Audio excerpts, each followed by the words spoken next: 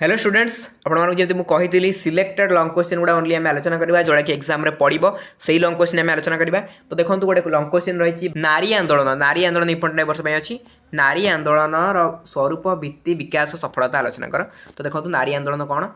Simple way किंबार एमती आसपे भारत स्त्री जातिवादर विकास संपर्क लेख किसी ना फेमिनिज्म आम जाने कौन ओके फेमिनिज्म वार्ड देखिए आप लिखिदे पारे ताले जातिवाद जो रही स्त्री जातिवाद बाद नारीवाद कौन नारीवाद कहले पे कौन मुझे कहीदे आपको एमती जाना दरकार मुझे सिंपल जिन जहाँ कौन लिखे नारीवाद भारत में पूर्वे नारी को उन्नत रूपे देखा जाउथिला एवं नारी को अत्यंत सम्मान दिया जाउथिला अधिक सम्मान दिया जाउथिला एवं नारी को निजर स्वयंवर माध्यम तार साथी को चयन कर सुजोग मिलूला किंतु वर्तमान समय वर्तमान समय नारी को पुरुष मैंने चयन करने आरंभ कर देते नारी उपर अत्याचार असमानता लिंग विभिन्न प्रकार असमता एवं विभिन्न प्रकार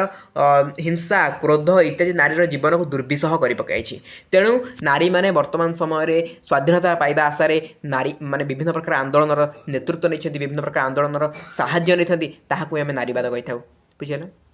लिखित आसतु ना 7.5 मार्क आपंकर अच्छे ना कहूँ ना 7 निहाती मिल यही इंट्रोडक्शन लिखु कि गोटे पढ़ला बेलू कि माइंड को आसो पिला सब जानी पिला कि माने घोषिक आसनी जहाँ भी लिखी माइंड रू बाहर कर लिखी ये जिन थोड़ा भावतु ये जिन छाड़ू है जो सब टेस्ट पेपर से घोष दे पड़ो लिखिदे पड़ो से जिन छाड़ू ये देखो ये से पाराग्राफ कर देती नारीवाद को है तो पाराग्राफ कर देती आप मु तो कहि कि आप पाइबे कौटू भलरे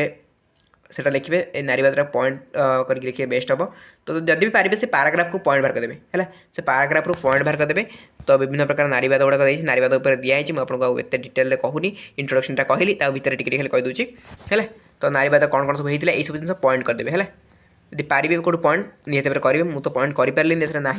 ओके। तो मुझे देदेवी है गोटे आलोचना करदेवी पॉइंट गुड़ाक है पॉइंट वाइज मुझे सहित आलोचना करने वेट करूँ ये खाली कहीदे टे देखो ये प्राग वैदिक नारी पुरुष सह समान मर्यादा उपभोग करता जो कहली प्राग वैदिक जुगे कि नारी कौन उचित सम्मान दिया देखो ये कौन है राजा राममोहन राय 1928 मसीह सतीनिरोध हाँ सतीदाह प्रथा लिखिपारे नारीवाद कहीं लिखिपारे नारीवादर कारण सतीदाह प्रथा गोटे पॉइंट देखिए सतीदाह प्रथा कौन एक्सप्लेन करदेवे है। गोटे विधवा मान अत्याचार या गोटे पॉइंट करेंगे ओके। तो सतीदाह प्रथा जो आईन करागला 1829 मसीह सती निरोध आईन 1856 मसीह विधवा विवाह आईन 1870 मसीह महिला दुग्ध पोष्य शिशु हत्या निरोध आईन 1872 मसीह अंत संप्रदाय विवाह आईन यही सब जिन रहा। तो इन सब पॉइंट ये पॉइंट करेंगे स्वाधीनता पर भारत सरकार निम्नलिखित विविध पदक्षेप नहीं नारी स्वाधीनता अनुकूल परिवेश सृष्टि कर कौन कौन सब पदक्षेप सरकार नहीं 1954 मसीह स्वतंत्र विवाह आईन 1955 मसीह हिंदू विवाह आईन 1956 मसीह पोष्य संतान ग्रहण आईन 1956 मसीह हिंदू नाबालक एवं अभिभावक आईन बुझेगा। 1856 मसीह आउ गोटे कौन ना हिंदू उत्तराधिकार संपत्ति ग्रहण आईन 1861 मसीह यौतुक निरोध आईन 2001 मसीह नारी सशक्तिकरण आईन। तो ये सब कर तो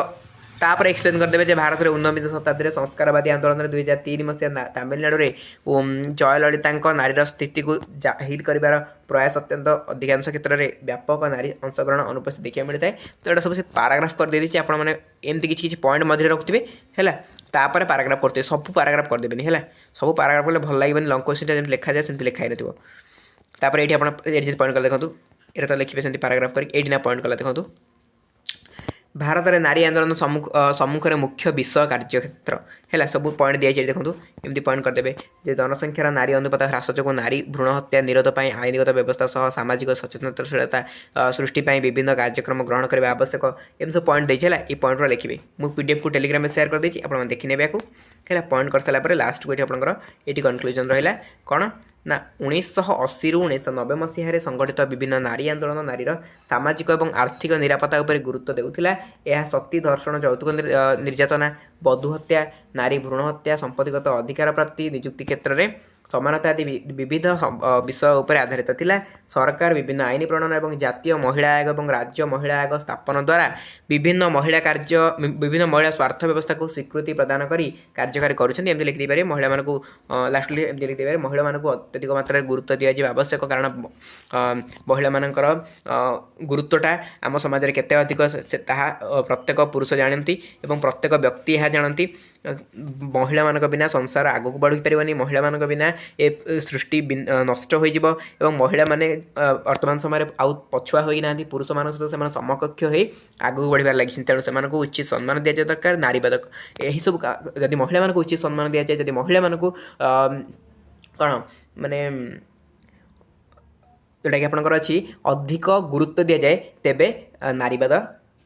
ଆଗକୁ ବଢ଼ିପାରିବ ନାହିଁ ଏବଂ ନାରୀବାଦ ଥମିଯିବ। ଏମିତି ଲେଖିପାରିବେ ହେଲା। ତ ଭେରି ଗୁଡ୍। ତ ଦୁଇଟା क्वेश्चन ଆପଣଙ୍କ ସହିତ ଆଲୋଚନା କରିନେଲି, ଇମ୍ପୋର୍ଟାଣ୍ଟ क्वेश्चन ଥିଲା। ଆଶା କରୁଛି ଏକ୍ଜାମ୍ରେ ଆପଣଙ୍କ ଲେଖିକି ଭଲରେ ଆସିପାରିବେ। ଏକ୍ଜାମ୍ରେ ଏଇ क्वेश्चन ହିଁ ପଢ଼ିବାର ବହୁତ ଚାନ୍ସ ଅଛି, ଇମ୍ପୋର୍ଟାନ୍ସ ବହୁତ ଅଛି क्वेश्चन, ସେଥିପାଇଁ ମୁଁ ଏଇ क्वेश्चन ଆପଣଙ୍କ ସହିତ ଆଲୋଚନା କଲି। ଓକେ, PDF ଟେଲିଗ୍ରାମ ଡାଉନଲୋଡ୍ କରିବେ, ଟେଲିଗ୍ରାମ ଚ୍ୟାନେଲ ଲିଙ୍କ୍ ଡେସ୍କ୍ରିପ୍ସନ୍ ବକ୍ସରେ ଅଛି, ଜଏନ୍ କରିଯିବେ। Thank you so much.